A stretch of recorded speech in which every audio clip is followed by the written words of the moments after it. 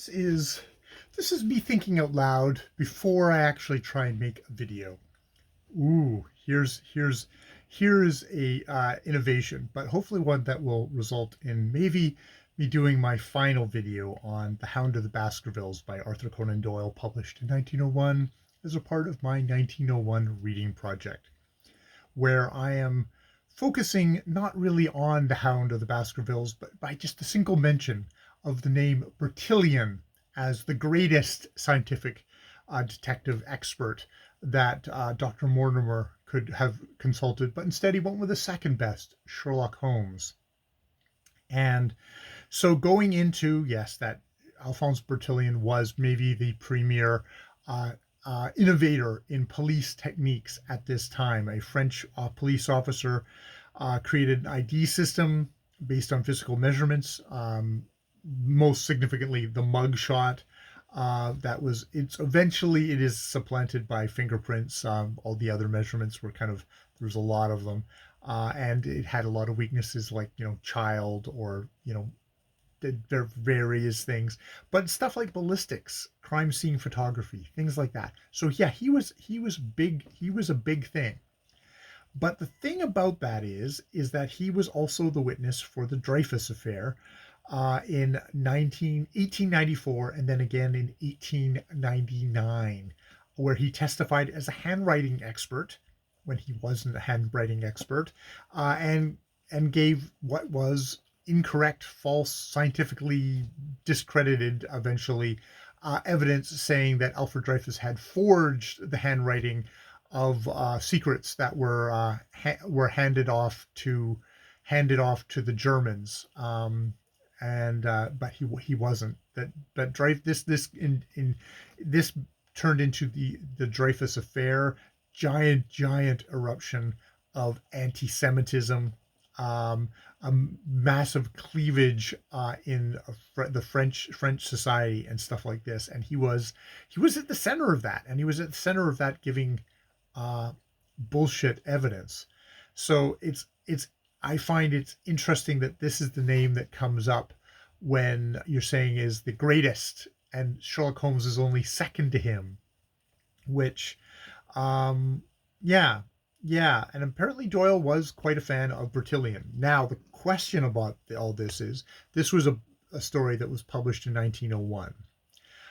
From what we can tell, I checked on a website, Baker Street Wiki, and just from my own deductions here as well, my own research, that this story was probably was set in the date of 1889. So set in 1889, with so before the Dreyfus affair erupted. There's a special. I came to that conclusion already from a thing of, there's a Polish opera star who's appearing at Covent Garden, and looking at the appearances on the Wikipedia page, they're all they're mostly prior to they are prior to the Dreyfus affair is 1894, and there seems to be dates listed from 1888 to 1893 where he appeared in Les Huguenots at the Covent Garden as Raoul.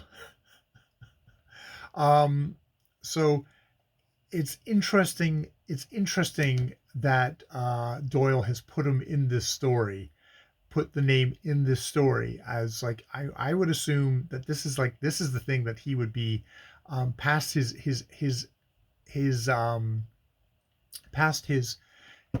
achievements as doing innovations for police. He would also be known for giving false testimony. Now, how discredited he was. We're not up to the 1906 when it's dropped. But it's just interesting that there's this guy is wedged, this name, this nugget is wedged in the story. So there's a context of the great romance and fantasy of Sherlock Holmes as the kind of ultimate ultimate intellectual cop exposing the criminal. Put aside Alphonse Bertillon, who is a fallible human being with problems, giving false testimony. Not I don't know false testimony, giving scientific bullshit evidence in the Dreyfus affair. Uh, and just like kind of like that juxtaposition between the two. It's not like I don't know if that is Doyle making that connection, or if Doyle's a big fan of the cops and putting forward the big scientific guy of the cops as number one, and then just putting Sherlock Holmes just below him. Um, you know, and also Dr. Mortimer is a kind of a weird character who believes in phrenology, of which Doyle was also a fan of phrenology, also a fan of spiritualism. Newsflash: the guy who made Sherlock Holmes the great logical detective believed in, thought a lot of really kind of hokum nonsense stuff was real, was totally scammed by the scammers who were saying I can talk to the dead and stuff like this, who was friends with Harry Houdini, who said like, this is all bullshit, see, I can show you how it's done.